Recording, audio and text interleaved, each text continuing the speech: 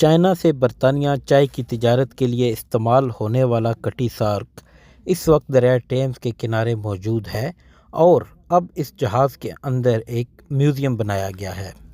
1869 میں Scott land کے شہر میں بننے والے اس جہاز نے اپنی تیز رفتاری کی وجہ سے کئی ریکارڈ قائم کیے۔ چائے کی تجارت کے لیے استعمال ہونے والے اس جہاز کو چائنا سے برطانیہ پہنچنے کے لیے 107 دن درکار ہوتے تھے۔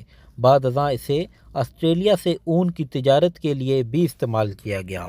کئی دہائیوں تک منافع کا سبب بننے والا یہ کٹی سارک بھاپ سے چلنے والے جہازوں کی آمد کے بعد کچھ زیادہ سود مند نہ رہا تو اسے 1950 میں میوزیم کی شکل دینے کا فیصلہ کیا اور یوں اسے دریائے تھیمز کے کنارے پہنچا دیا گیا۔ تمام تر تیاریوں کے بعد کٹی سارک میوزیم کو عام عوام کے لیے 1957 میں کھول دیا گیا۔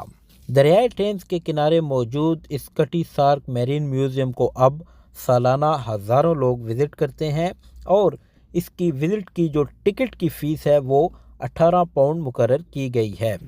اس جہاز کے اندر جو سب سے منفرد چیز آپ دیکھ سکتے ہیں وہ مختلف ادوار میں اس جہاز کو چلانے والے عملے کی یادگاریں ہیں۔